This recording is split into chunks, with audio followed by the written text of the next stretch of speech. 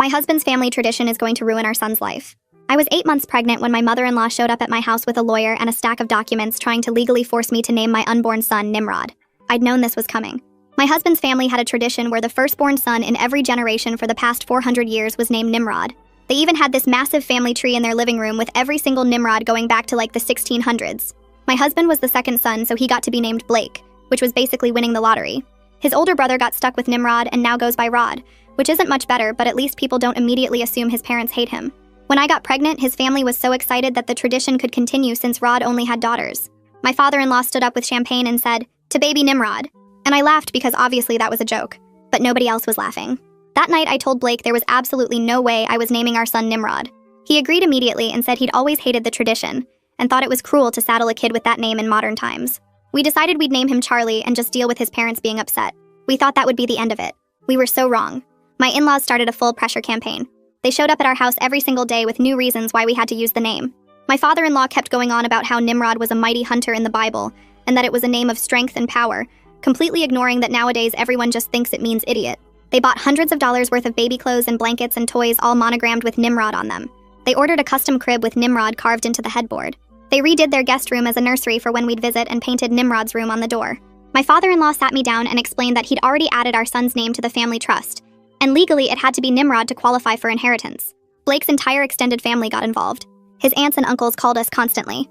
His grandfather, another Nimrod, flew in from Florida to personally guilt trip us. They had a family meeting where everyone took turns explaining why the name was important, and how we'd be destroying 400 years of tradition if we changed it. Blake's brother Nimrod even showed up and said, "Look, it sucked for me, but you get used to it and it's part of who we are." I pointed out that he literally goes by a different name and he said that was beside the point. Blake started to crack under the pressure. After weeks of constant harassment, he started saying things like, "Maybe we could use it as a middle name," or "What if we spelled it differently?" I told him that no variation of Nimrod was acceptable, and he got defensive, saying I didn't understand what it meant to his family. His parents started dangling money in front of us. They'd pay for the baby's college education, they'd give us a down payment on a bigger house, they'd set up a trust fund, but only if we used the name. Blake started looking at houses online and talking about how nice it would be to not worry about money. He started having daily phone calls with his parents that he'd taken another room. He'd come out looking stressed and wouldn't tell me what they talked about. He started saying things like, "Maybe we're being too stubborn about this," and "It's just a name. It doesn't define who he is." I reminded him that he literally said he was grateful every day that he wasn't the firstborn and didn't have to be named Nimrod. He said that was different. When I was 8.5 months pregnant, his parents showed up with a lawyer. They sat us down and presented documents they'd drawn up. They wanted us to sign a legally binding agreement that we'd name the baby Nimrod in exchange for $200,000 and a guaranteed inheritance. The lawyer explained that if we didn't sign, we'd be removed from the will entirely and cut off from the family. Blake looked at the papers and I could see him actually considering it. I stood up and told them to get out of my house. My mother-in-law started sobbing. My father-in-law said, "You're making a huge mistake." Blake didn't say anything. After they left, Blake and I had the biggest fight we'd ever had. He said I was being unreasonable and that $200,000 would change our lives. I said our son's happiness was more important than money. He said the name wasn't that bad and kids get bullied for all kinds of things. I said yes, but most parents don't deliberately choose to make their kid a target. We didn't speak for 2 days. Then I went into labor. Blake drove me to the hospital and the whole way there he kept saying, "We'll figure out the name, don't worry about it right now." Something went wrong during delivery. I started bleeding really badly and the doctors were yelling about hemorrhaging and the room filled with people. The last thing I remember was a nurse saying they needed to do an emergency transfusion. When I woke up 12 hours later, Blake was sitting next to the bed holding our son. He was crying. He handed me the birth certificate and whispered, "I'm so sorry." The name on it was Nimrod. I stared at the official state seal, the printed letters, my own signature from months ago on the pre-registration form, and then his name typed in the box where it should have said Charles. Blake kept talking, his words tumbling out about how the doctor said I might not make it. And his parents were in the waiting room and they told him it was what I would have wanted and he was so scared and he just signed everything they put in front of him. I looked up from the paper to his face, tear-streaked and desperate, and then down at the tiny person in the bassinet beside my bed who was supposed to be Charlie, but was legally something else entirely. Blake reached for my hand, but I pulled it away. I told him to get out. He started crying harder, saying we could fix it, saying he was sorry, but I just kept repeating that he needed to leave right now because I couldn't look at him. The nurse who'd been checking my blood pressure during this whole thing caught my eye and asked quietly if I needed her to enforce visitor restrictions. I nodded. Blake stood there for another few seconds like he might argue, then walked out with his shoulders shaking. The door clicked shut and I was alone with a baby whose legal name made me want to throw up, still hooked up to an IV from nearly bleeding to death 12 hours earlier. I picked him up carefully, mindful of all the tubes and wires still attached to me, and whispered that his name was Charlie no matter what any paper said. He made a small sound and I started crying. Not the pretty kind, but the ugly sobbing kind where you can't breathe right. Hours later, after I'd fed him and changed him, and just stared at his face trying to memorize every detail, a woman in scrubs knocked and introduced herself as the social worker doing evening rounds. She sat down in the chair Blake had vacated and started asking the standard questions about support at home and postpartum resources. But then she paused and looked at the chart. She asked why I kept calling the baby Charlie when all the paperwork said Nimrod. I explained the whole thing, the 400-year tradition, the pressure campaign, Blake signing while I was unconscious, and she listened without interrupting. When I finished, she said birth certificate amendments were possible but required legal process, and she could connect me with a patient advocate who specialized in these situations. She wrote down a name and extension number on a post-it note and stuck it to my bedside table, then squeezed my hand and said she'd check on me tomorrow. I was still holding that post-it note when Blake's parents showed up around 7 that evening. I heard his mother's voice in the hallway first, loud and excited, talking about a photographer and newborn pictures. The nurse from earlier, the one who'd asked about visitor restrictions, intercepted them at the door. I couldn't hear everything, but I caught phrases like approved visitors only and mother's wishes. Blake's mother started crying, that same theatrical sobbing she'd done in my living room, saying she was denied her grandson. Blake's father's voice got louder, demanding to know who gave the hospital the right to keep grandparents away. The nurse stayed calm and firm, and eventually their voices faded down the hallway. I texted Blake that his parents needed to leave the hospital entirely, or I'd call security myself. He didn't respond. Around 11 that night, Blake came back, moving quietly like he thought I might be asleep. I wasn't. I'd been lying there in the dark feeding Charlie and listening to the sounds of the hospital and trying to figure out what came next. Blake pulled the chair close to my bed and started whispering about how sorry he was, how he panicked, how the doctors were saying things like hemorrhage and transfusion, and his parents kept telling him I would have wanted the tradition honored. I whispered back that his parents clearly had paperwork ready, which meant they'd planned this, and he'd chosen their pressure over everything we'd agreed on. He said he thought I was dying. I said that didn't change the fact that he'd signed away our son's identity without me. We went in circles like that for almost an hour, keeping our voices low because of the baby sleeping between us, until finally Blake left again without either of us reaching any kind of resolution. I barely slept that night. Every time I started to drift off, a nurse would come in to check vitals or bring medication, and they'd look at the chart and say something about baby Nimrod. Each time I heard it, this wave of anger and helplessness washed over me, made worse by all the postpartum hormones flooding my system. I held Charlie and called him by the name we'd chosen and tried to figure out how to fix this. The next morning, a man in a hospital polo knocked and introduced himself as Franklin McCoy, the patient advocate. He'd gotten my information from the social worker and wanted to explain the birth certificate amendment process in detail. He sat down with a folder full of forms and walked me through each step. I'd need to file a petition with family court, show cause for the change, and prove the name wasn't my choice, which meant documenting all the pressure and the circumstances of Blake signing. He said cases involving medical emergencies and unilateral decisions sometimes qualified for expedited review, though he couldn't promise anything. Franklin pulled out a business card and said he'd worked before with a family law attorney named Margie McCoy, no relation despite the same last name, and I should call her as soon as I got discharged. He also offered to write an affidavit about the circumstances if it would help the case. I took the card and thanked him, feeling like maybe this wasn't completely hopeless. 2 days later, the hospital discharged me with a packet of postpartum care instructions and a follow-up appointment card that listed my son as Nimrod. Blake drove us home in silence, the car seat we'd installed months ago now holding a baby whose legal name we'd never agreed on. When we pulled up to the house, Blake's parents were standing on the front porch next to a giant banner that said, "Welcome home Nimrod" in blue letters with balloons attached. I didn't even get out of the car. I told Blake to take it down right now before we went inside. His mother started crying again, saying I was rejecting their family heritage, that they'd stayed up late making the banner. Blake looked between me and his parents for a long moment, then got out and started pulling the banner down. His father tried to stop him, but Blake kept going until the whole thing was wadded up on the porch. We carried Charlie inside while his parents stood there looking shocked, and I locked the door behind us. That first night home was awful. Charlie cried for hours, that newborn crying that sounds like the end of the world, and Blake and I could barely speak to each other. We moved around the house like strangers, passing the baby back and forth, heating bottles, changing diapers, not making eye contact. Around 3 in the morning, while I was walking Charlie around the living room trying to get him to sleep, Blake suggested maybe we could just use both names depending on the situation, like Nimrod for legal stuff, but Charlie for everything else. I stopped walking and looked at him. I said that was exactly the kind of weak compromise that got us here, that our son deserved parents who would fight for him, not parents who caved every time things got hard. Blake didn't say anything else. He just took Charlie from me and kept walking circles around the coffee table while I went to lie down in our bed, wondering how we were going to survive this. The doorbell rang at 8 the next morning while I was trying to get Charlie to latch for feeding. Blake answered it, and I heard his father's voice in the living room, loud and formal like he was giving a business presentation. I wrapped Charlie in his blanket and walked out to find Blake's father standing there in a suit holding a leather folder. He didn't even look at the baby. He opened the folder and pulled out a stack of papers with the family trust letterhead across the top. He laid them on our coffee table and pointed to a section highlighted in yellow. The trust required a certified birth certificate proving the legal first name was Nimrod within 30 days of birth, or the beneficiary would be permanently excluded. He looked at Blake and said if we missed that deadline, not only would Charlie lose his inheritance, but Blake would be removed from the will entirely for failing to uphold the family obligation. Blake's face went white. His father picked up the papers, put them back in the folder, and set it on the table. Then he left without saying anything else. Blake stood there staring at the folder like it might explode. I went back to the nursery to finish feeding Charlie because I couldn't deal with Blake's panic on top of everything else. Later that afternoon, I was going through the hospital discharge papers looking for the pediatrician follow-up information when I found the pre-registration form I'd filled out during my 3rd trimester. I remembered filling it out clearly because I'd written Charles under planned baby name and felt happy seeing it in writing. But someone had crossed out Charles in different handwriting and written Nimrod above it in blue ink. My handwriting was black. I called the hospital records department and waited on hold for 15 minutes.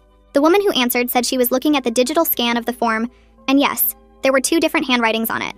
I asked when the change was made, and she put me on hold again. When she came back, she said Blake's mother had submitted an updated form the day I went into labor with a note saying we'd changed our minds about the name. I hung up and just sat there holding the papers. Blake's mother had gone to the hospital while I was in labor and changed our paperwork. She'd planned this. They'd all planned this. Charlie's first week home was a blur of feeding every 2 hours and maybe sleeping 30 minutes at a time between crying sessions. I spent the tiny breaks when he actually slept researching name change laws on my phone. Every website said the same thing. You need to file a petition with the court. You need legal representation. You need to publish notice in the newspaper. The process takes months minimum. Some sites said it could take 6 months or longer depending on the court schedule. I felt trapped. Charlie was legally Nimrod, and fixing it meant months of court battles and thousands of dollars we didn't have.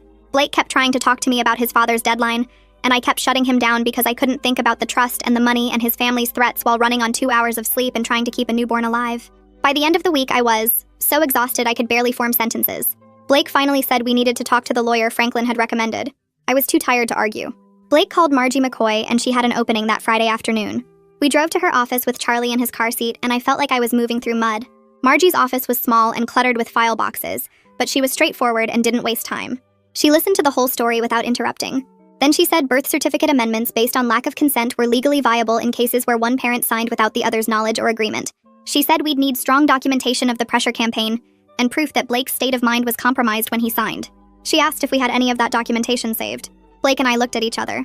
I said we had months of text messages and emails from his family. Blake said his parents had made videos of the nursery they decorated. I mentioned the monogrammed items they'd bought and the custom crib. Margie started taking notes. She said she wanted copies of everything. Every text message, every email, every photo of items with Nimrod on them. She wanted a timeline of every family meeting and phone call where they pressured us. She specifically wanted documentation of the $200,000 contract offer and any evidence that Blake's parents had influenced the hospital paperwork. She said the altered pre-registration form was huge for our case. She also said we needed to be prepared for this to get ugly because Blake's family would fight back hard. I spent the entire 2nd week postpartum creating an evidence folder while trying to take care of Charlie. I went through my phone and screenshot every text message from Blake's parents and extended family. I downloaded every email. I took photos of all the monogrammed baby items they'd sent. Blake helped by writing out a detailed timeline of every family meeting and phone call where his parents had pressured us about the name. He sat at the kitchen table for hours writing everything down. When he was done, he handed me 12 pages of single-spaced text documenting months of harassment. I read through it and felt sick. Seeing it all written out in order made it clear how extreme their campaign had been.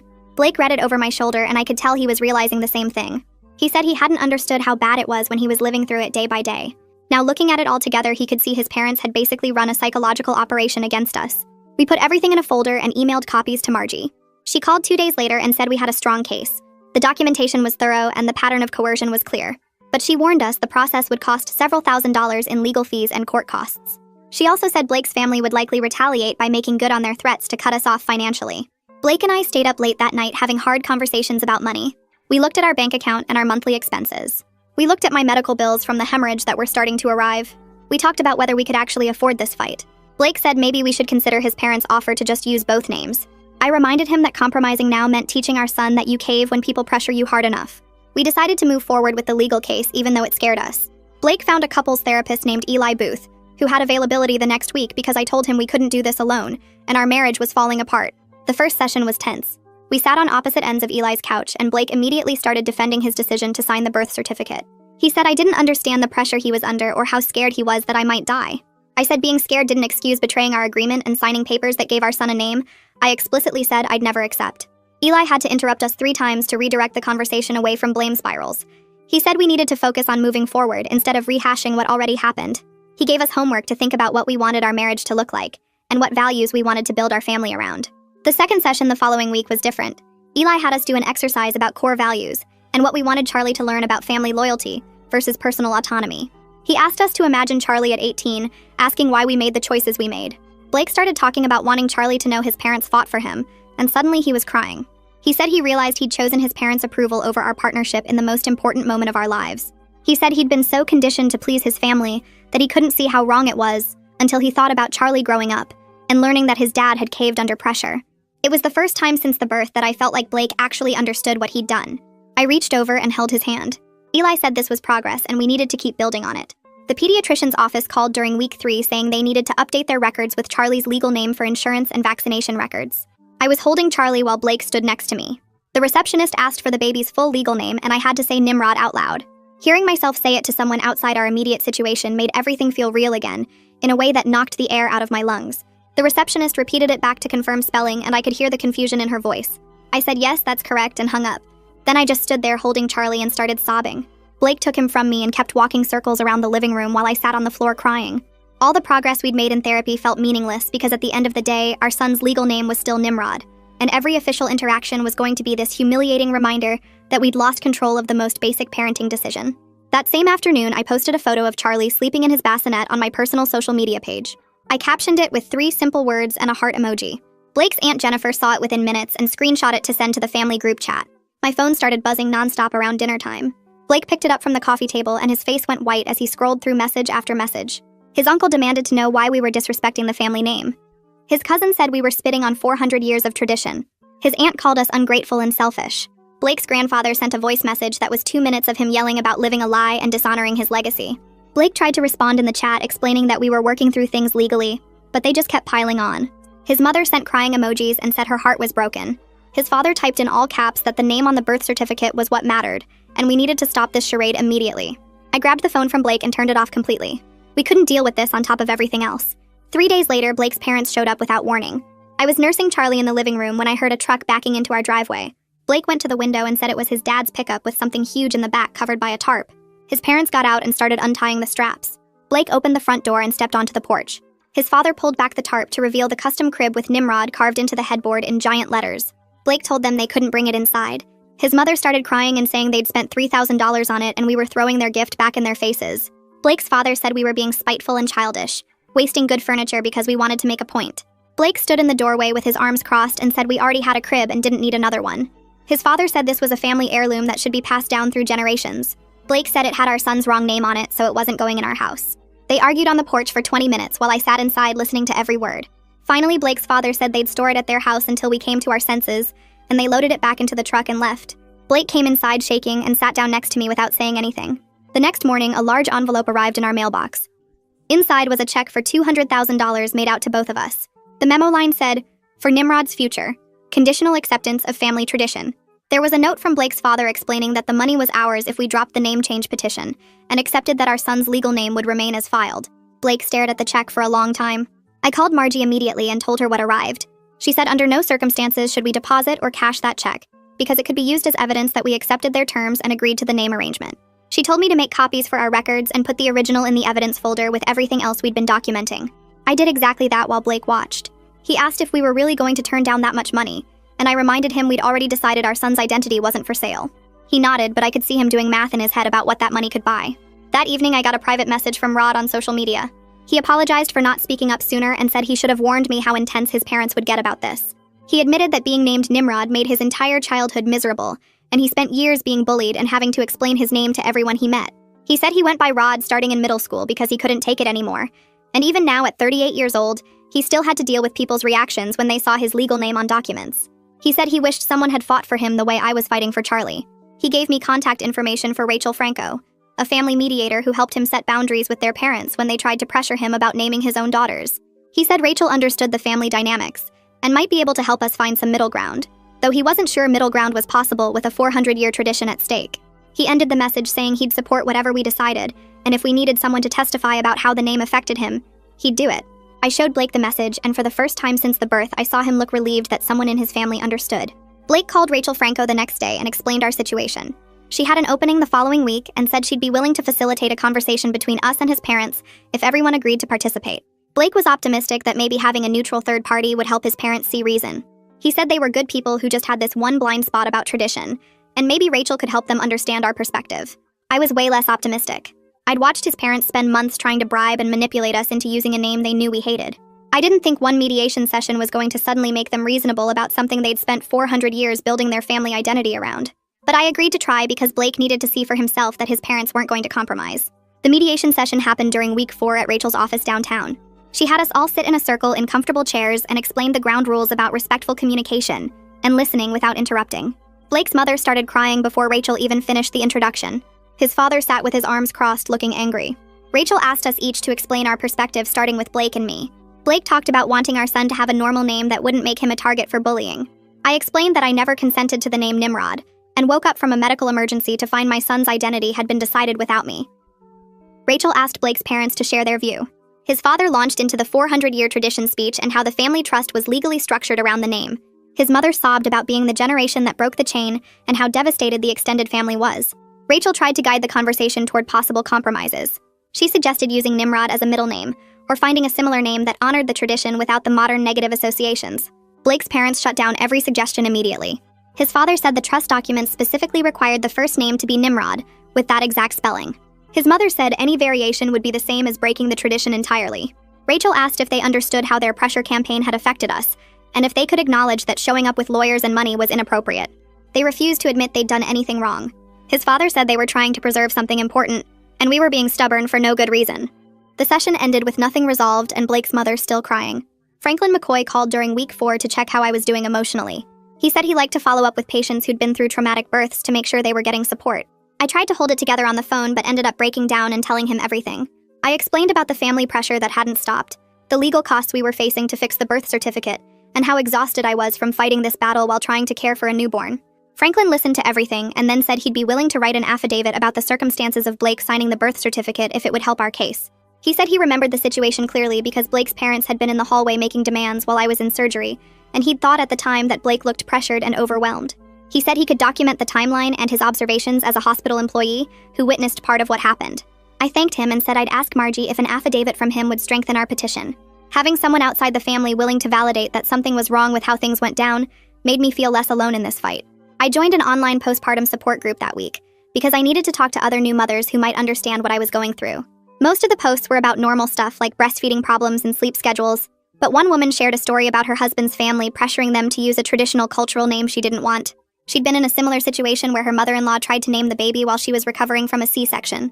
The woman explained how she and her husband had gone through the legal process to change their daughter's name when she was 2 months old, and it had been worth every penny and every hour of stress. She said her daughter was 3 now and thriving with the name her parents chose together, and the extended family had eventually accepted it once they realized the decision was final. Reading her story gave me hope that we could actually win this, and that Charlie wouldn't be stuck with Nimrod forever. I messaged her privately to ask about her lawyer and the court process, and she responded with detailed advice and encouragement. Knowing someone else had navigated this exact situation and come out okay made the path forward feel more possible. Blake's father called during week 5 with a new offer. He said he'd pay all my medical bills from the hemorrhage and emergency care if we'd just keep the name and stop making trouble. Blake took the call on speaker, and I listened to his father explain that the hospital bills were probably going to be tens of thousands of dollars, and we shouldn't have to carry that burden when the family could easily cover it. Blake looked at me with this desperate expression because he knew exactly how much we owed. The bills had been arriving all week, and we were looking at close to $40,000 in charges that our insurance only partially covered. Blake asked his father if this was another conditional payment, and his father said of course it was conditional on us dropping the name change petition. Blake started to say maybe we should consider it, but I cut him off. I reminded him we'd agreed before the mediation that our son's identity wasn't for sale at any price. I said it didn't matter if it was $40,000 or $400,000. We weren't going to let his parents buy the right to name our child. Blake told his father we couldn't accept the offer, and his father said we were being foolish and prideful. He hung up without saying goodbye. That night, Blake and I sat down together at the kitchen table with my laptop. I opened a blank email addressed to both his parents. I wrote out formal boundaries stating they could not visit or have any contact with Charlie until they agreed to respect and use the name we chose for him. I explained that we needed space from the pressure and manipulation, and until they could treat us as Charlie's parents with the right to make our own decisions, they wouldn't be part of his life. Blake read over what I'd written and added a paragraph about how much it hurt him to set these boundaries, but how necessary it was for our family's well-being. He said he loved his parents, but he loved his son more, and he needed them to understand that their behavior had damaged their relationship with us. We both signed our names at the bottom, and Blake hit send before either of us could second guess it. Sitting there watching that email go out felt like the first time we'd actually been united, and on the same team since Charlie was born. Blake reached across the table and held my hand, and we just sat there together in the quiet kitchen, knowing we'd just declared war on his entire family, but feeling like we'd finally chosen the right side. Blake's father called the next morning before I'd even finished my first cup of coffee. Blake put him on speaker, and I listened to this cold, controlled voice lay out exactly what we were losing. He went through a list like he was reading off a legal document. The college fund they'd set up would be dissolved and the money returned to their estate. The down payment assistance they'd promised for a bigger house was gone. The emergency fund they'd established in case Blake lost his job would be closed. The trust Blake was supposed to inherit when they died would be modified to exclude him entirely. He said we had 1 week to reconsider our boundaries and accept that Charlie's legal name was Nimrod, or every single thing on that list would happen. Blake asked if there was any room for compromise, and his father said the only compromise was us accepting reality. The call ended, and Blake just sat there staring at his phone. I reminded him we'd already decided money didn't matter more than our son's identity, but I could see him doing the math in his head about what we were actually giving up. Margie called 2 days later to say she'd filed the petition to amend the birth certificate. She walked us through what happened next and explained there was this publication requirement where the name change petition had to be posted in the legal notices section of the local newspaper for 3 consecutive weeks. She said it was standard procedure for any name change to give interested parties a chance to object, but it meant Blake's entire extended family would definitely find out we were taking legal action. I asked if there was any way around the publication, and she said no, it was state law. Blake asked what would happen if his parents filed an objection, and Margie said they could, but their grounds would be weak since they weren't the legal parents. The publication would run starting next week, and the hearing would be scheduled about 6 weeks after that. Sitting in Margie's office processing the publication requirement made my stomach hurt. I told her I was scared of everyone knowing that Blake signed papers without my consent while I was unconscious. It felt like admitting publicly that my husband had betrayed me in the worst possible moment. Margie leaned forward and said transparency was actually better than trying to hide it. She explained that Blake's family would spin their own narrative if we stayed quiet, but if we controlled the story through the legal petition, we could present the facts on our terms. She said the petition would include Blake's statement about the pressure campaign and the circumstances of signing, which would make it clear this wasn't a simple disagreement, but a pattern of coercion. I looked at Blake and he nodded, saying we should be upfront about everything. We decided to let the publication happen and deal with whatever fallout came from his family seeing it in print. The annual family newsletter arrived during week 6 in a big manila envelope with Blake's parents' return address. I opened it thinking maybe it was some kind of apology or peace offering, but instead it was this glossy 8-page holiday newsletter they send to their entire extended family every year. The front page had a huge photo they'd taken at the hospital without asking, showing them holding Charlie with a caption that said, "Welcoming Nimrod 7 to the family legacy."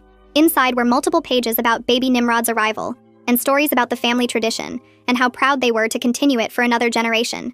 They'd included photos of the nursery they'd set up at their house with Nimrod's room painted on the door. They'd even printed out a section of the family tree showing Charlie listed as Nimrod 7 with his birth date. Seeing our son introduced to hundreds of relatives under the wrong name made me so mad I actually threw the newsletter across the room. Blake picked it up and read through it, and his hands were shaking. He pulled out his phone and called his mother right there. I could hear her voice on the other end sounding cheerful until Blake cut her off. He told her they had no right to use Charlie's photos without permission, and no right to announce him to the family using a name we didn't choose. He said if they sent any more newsletters or shared any more information about our son, we'd add harassment to the legal petition. His mother started crying and said they were just proud grandparents sharing their joy, but Blake hung up on her. Our third therapy session with Eli happened a few days after the newsletter incident. Eli asked Blake to talk about what it felt like being caught between his parents and me, and Blake spent 20 minutes trying to explain how he'd been raised to believe family loyalty meant putting the tradition first. He said his whole life he'd watched his brother suffer with the name, but nobody ever questioned whether the tradition was worth it. Eli asked what Blake wanted Charlie to learn about family, and Blake got quiet for a long time. Then Eli gave him homework to write a letter to Charlie explaining why we were fighting for his name. He said Blake needed to put into words what kind of father he wanted to be, and what values he wanted to teach our son. Blake looked uncomfortable but agreed to do it. Eli said the letter didn't have to be perfect. It just had to be honest about Blake's feelings and choices. Blake showed me the letter 3 days later. We were sitting on the couch after Charlie fell asleep, and Blake handed me 3 pages of notebook paper covered in his handwriting. The letter started with an apology for signing the birth certificate, and then went into this long explanation about family pressure and tradition. But the important part was near the end where Blake wrote that choosing Charlie's identity over family money was the right thing to do. He wrote about not wanting Charlie to grow up feeling like a pawn in someone else's tradition, or like his worth depended on carrying a name he didn't choose. He wrote about wanting to be the kind of father who protected his son, instead of sacrificing him to keep peace with grandparents. Reading it made me cry because it was the first time Blake had clearly said out loud that our son mattered more than his parents' approval. I told him the letter was exactly what Charlie needed to hear someday, and Blake said writing it had helped him see that we were doing the right thing, even when it was hard. The hospital billing department called during week 7 while I was feeding Charlie. The woman on the phone said she was calling to verify that I'd authorized Blake's parents to pay my medical bills from the emergency. I said I absolutely had not authorized that, and asked how they even had access to my account. She explained that they'd called with my insurance information and offered to pay the full balance, which was around $38,000 after insurance. She said they couldn't process the payment without my verbal consent, but wanted to confirm before declining it. I told her to decline it immediately, and to note in my file that I did not authorize any payments from anyone except me or Blake. She said she'd make the note and asked if I was sure because it was a substantial amount. I said I was completely sure and that the payment offer was part of a coercion campaign. After I hung up, I called Blake at work and told him what happened. He said his parents were using every possible angle to try to buy their way into controlling our decisions. Blake came home early that day and we sat down together to talk about money. He'd been looking at our budget and realized we needed to cancel our plans to buy a bigger house since we'd been counting on his parents' promised down payment help. He showed me the numbers and explained we could afford our current mortgage and basic expenses, but saving up for a down payment on our own would take years instead of months. I said I was okay staying in our small house if it meant keeping our values, and Blake said he was too. We talked about how every time we chose Charlie over money, the decision felt more solid. Blake said he'd been looking at freelance work he could do on weekends to build up savings faster, and I said I could go back to work part-time once I was cleared medically. We made a new budget based on just our income with no family help, and seeing it written out made the choice feel real and manageable. Margie called during week 7 asking for Blake's formal statement about the pressure campaign. She sent over a template with specific questions about his parents' behavior leading up to the birth, his mental state during my medical emergency, and who was present when he signed the birth certificate. Blake spent 2 nights writing and rewriting his statement, trying to get the wording right. He documented every family meeting where they'd pressured us, every phone call from relatives, every financial offer. He described how his parents had shown up at the hospital during my surgery and told him I might die, and he needed to honor the family tradition while he still could. He wrote about feeling paralyzed and terrified, and how his parents had handed him the paperwork already filled out. Watching him type out his family's manipulation in formal legal language was painful, because it made everything so clear and undeniable. When he finally sent the statement to Margie, he looked exhausted, but also relieved, like he'd finally admitted out loud what had really happened. Franklin McCoy emailed a few days later saying he'd completed his affidavit about the hospital circumstances. He attached a copy for our records and explained he'd documented how the pre-registration form had been altered without my knowledge, how Blake's parents had been present during my medical emergency, and how the birth certificate had been filed under unusual circumstances. He'd also included his professional opinion that the hospital's normal procedures hadn't been followed, and that there were legitimate questions about whether Blake's signature represented both parents' informed consent. Having someone from the hospital officially validate that something was wrong with how the birth certificate got filed made our case feel so much stronger. Margie called after receiving Franklin's affidavit and said it was exactly what she needed to argue that the birth certificate should be amended. She said between Blake's statement, Franklin's affidavit, and all our documentation of the pressure campaign, we had a solid case for the hearing. Blake's parents called during week 8 with what they said was their final offer. Blake answered on speaker, and his father explained they'd been thinking about a compromise where Nimrod stayed as the legal name, but we could use Charlie in daily life, and they'd wire the $200,000 that same day if we agreed. Blake looked at me across the kitchen table while his father kept talking about how this solved everything, and gave us the money without forcing us to use a name we didn't like in practice. I could see Blake was completely worn out from 2 months of fighting, the bags under his eyes darker than I'd ever seen them, and part of me understood the temptation to just take the money and end this. But I shook my head because we both knew what that compromise actually meant. Our son would spend his entire life explaining why his legal documents said one thing while everyone called him something else. Every time he applied for a job or got a passport or filled out official paperwork, he'd have to write Nimrod and then explain that's not actually what he goes by. Blake told his father we'd think about it and call back tomorrow, then hung up and put his head in his hands. We stayed up all night talking it through while Charlie slept in his bassinet next to the couch. Blake kept coming back to how much easier life would be with that money, how we could stop worrying about legal fees and afford a bigger place and actually have savings. I reminded him that Charlie would grow up feeling split between 2 identities, never fully owning either name, always having to justify the disconnect. Around 3 in the morning, Blake finally said he didn't want our son spending his whole life explaining why his legal name didn't match what people called him. He said he'd rather Charlie have one clear identity that both his parents chose together, even if it meant losing the money and the inheritance. We decided together to call Blake's parents the next day and refused the compromise offer, then told Margie to keep moving forward with the name change petition. Blake called his father that afternoon and said we weren't accepting any version of the name Nimrod, legal or otherwise, and his father hung up without saying another word. The family narrative war got worse during week 9 when Blake's parents started telling relatives we were keeping Charlie away from them and refusing to even discuss reasonable compromises. Blake's phone filled up with text messages from aunts and uncles saying we were being stubborn and destroying the family over just a name. His cousin sent a long message about how traditions matter, and we were disrespecting 400 years of family history because we thought we were better than everyone else. Blake's aunt called crying and said his parents were heartbroken and we were tearing the family apart for no good reason. The messages kept coming all week, sometimes a dozen in a single day, all saying basically the same thing about how we were wrong and selfish and needed to compromise. Blake started leaving his phone in another room because checking it just made him feel worse. But I read through all the messages and saved them in case Margie needed more evidence of the pressure campaign. None of the relatives seemed to care that we'd already tried compromising, and that Blake's parents had rejected every option except getting exactly what they wanted. They all acted like we were the unreasonable ones for not wanting our son legally named something that means idiot in modern usage. Our fourth therapy session with Eli focused on preparing for the likelihood that Blake's parents would actually follow through on cutting us off financially. Eli had us practice boundary scripts for when relatives called to guilt trip us, walking through exactly what we'd say and how we'd handle the pressure. He asked Blake to roleplay telling his father that we weren't changing our minds, and Blake stumbled over the words at first, but got stronger each time he practiced. Then Eli had us work through the financial reality of losing the inheritance and any family support. We listed out our actual income, our monthly expenses, what we could cut if we needed to, and how we'd handle emergencies without a family safety net. Seeing it all written out on paper made the consequences feel manageable instead of this terrifying unknown. We weren't going to be rich and we'd need to be careful with money, but we could absolutely survive on what we earned ourselves. Blake said something shifted for him during that session, when he realized we could actually make it work without his parents' money. The fear of being cut off had been this huge weight on him, but once we planned for it concretely, it stopped feeling like the end of the world. Margie called during week 9 saying the name change hearing was scheduled for week 10.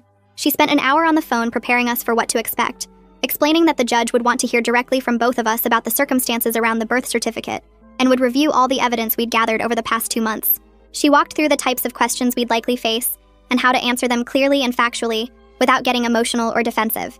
She said she felt confident about our case based on Franklin's affidavit documenting the hospital circumstances and Blake's detailed statement about the pressure campaign.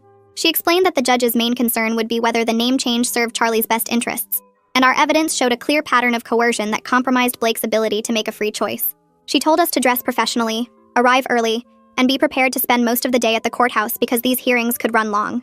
The hearing date felt both too soon and not soon enough after 2 months of fighting. Blake's parents hired their own attorney 3 days before the hearing.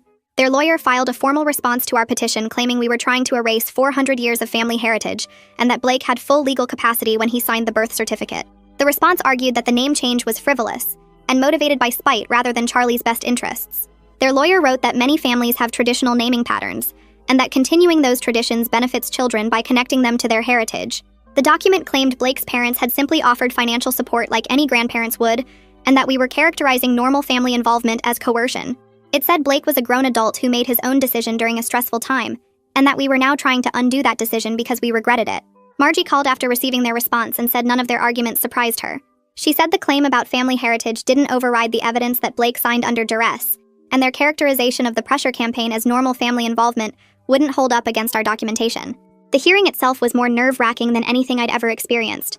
We sat at a table in family court with Margie while Blake's parents sat across the aisle with their attorney. The judge was a woman in her 50s who looked tired and like she'd heard every family dispute imaginable. She started by asking me to explain what happened, and I had to testify about the hemorrhage and waking up 12 hours later to find my son named something I'd never agreed to. My voice shook when I described reading the birth certificate and realizing Blake had signed it while I was unconscious and possibly dying. The judge asked specific questions about our pre-birth agreement to name him Charlie, and whether Blake's parents knew about that agreement.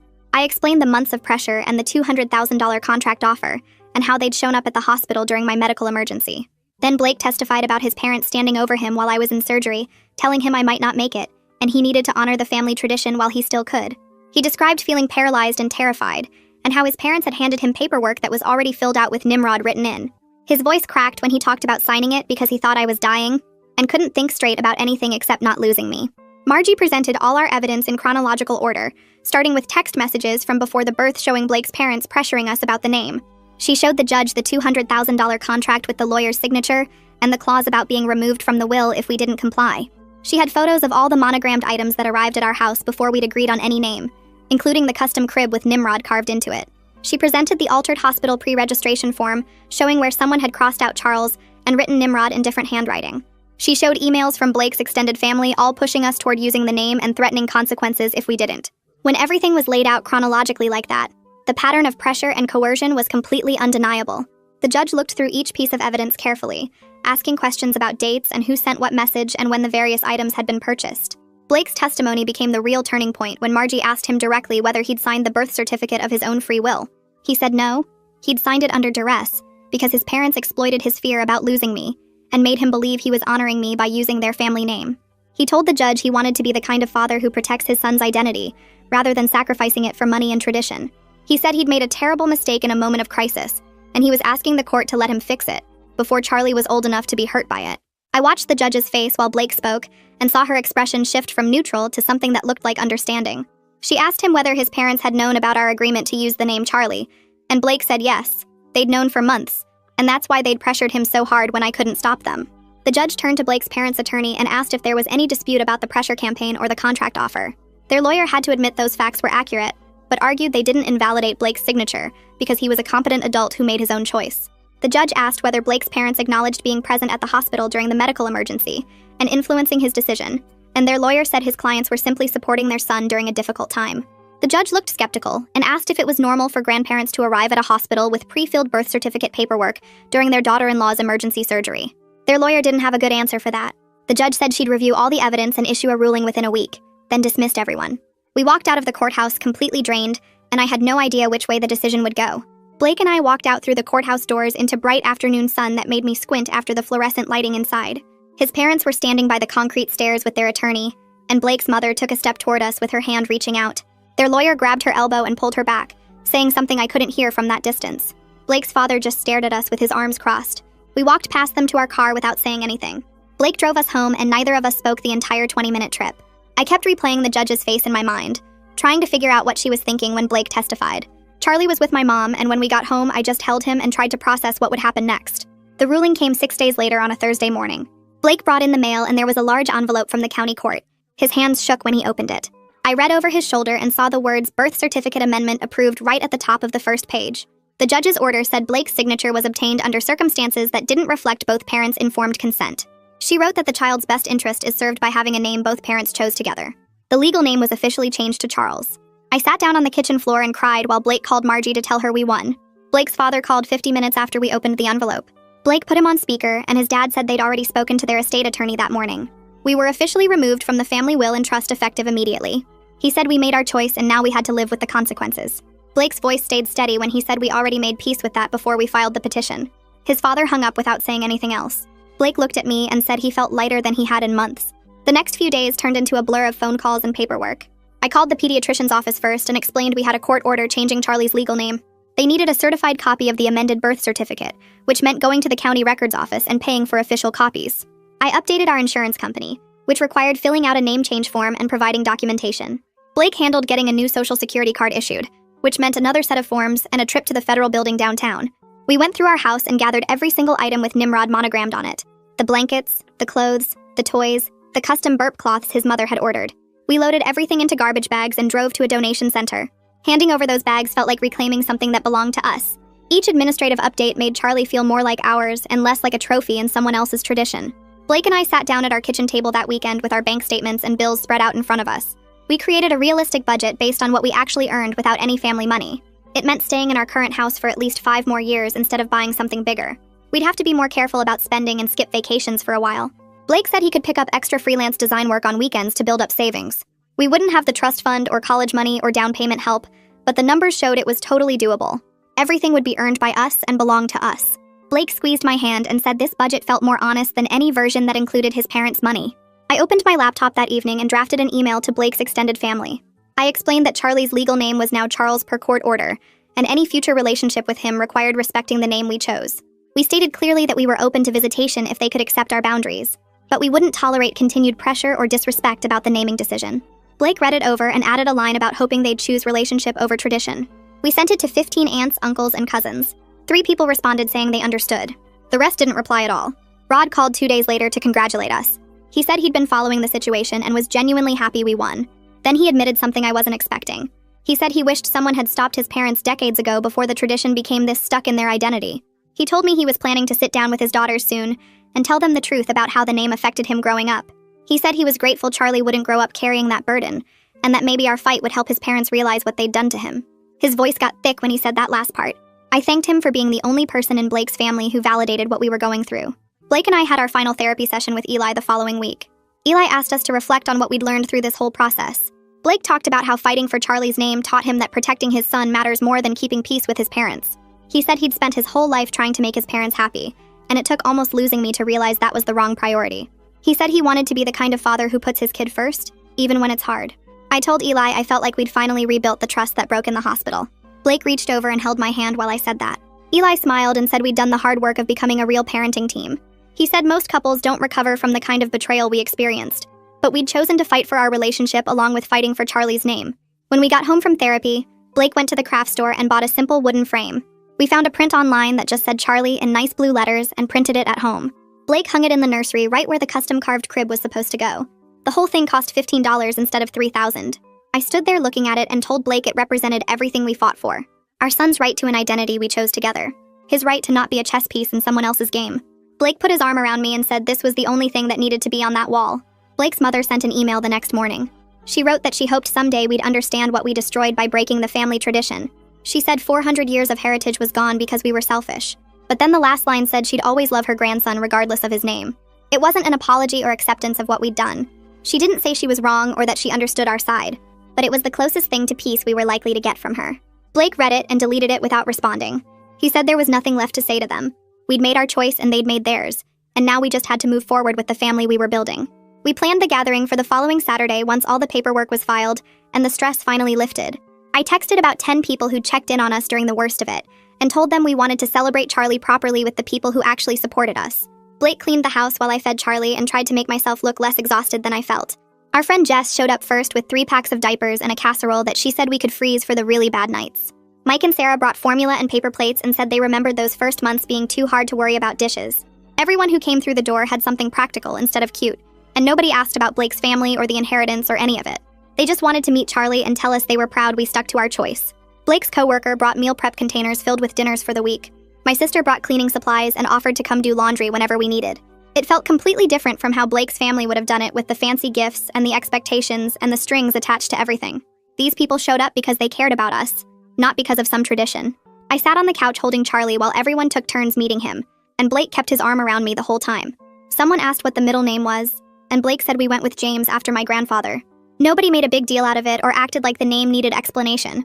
It was just our son's name, and that was enough. By the time everyone left, we had a freezer full of food and enough diapers to last a month, and this feeling that we'd built something real with people who actually mattered. 3 months after Charlie was born, we finally hit a rhythm that felt normal, even though normal meant being tired all the time and watching every dollar we spent. Blake picked up extra freelance projects on weekends to make up for the money we'd turned down. I went back to work part-time and we split the night feedings, so neither of us was completely dead. Our budget spreadsheet had every expense tracked because we couldn't afford to be careless anymore, but we made it work. We stayed in our small house instead of moving somewhere bigger. We bought generic brand everything at the grocery store. We canceled the streaming services we didn't really use and started cooking at home instead of ordering takeout. It wasn't the life Blake's parents had dangled in front of us with their money and their promises, but it was ours, and we'd chosen it together.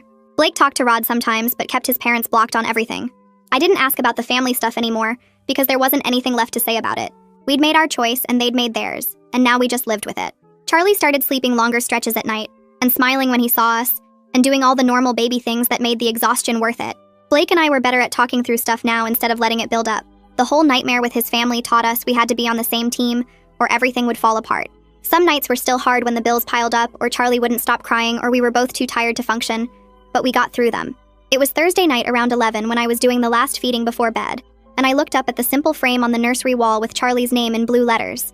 He was almost asleep in my arms, making those little baby noises, and the house was quiet, except for the sound of Blake brushing his teeth in the bathroom.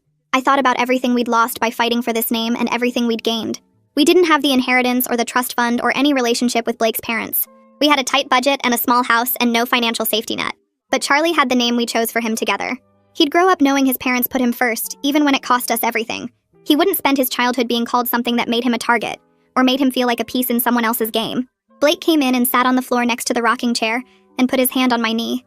We didn't say anything, just sat there in the dark with our son who had the right name and knew he was wanted exactly as he was. The frame on the wall cost $15, but it meant more than any amount of money Blake's family could have given us. It meant we'd figured out what mattered and we'd fought for it and we'd won.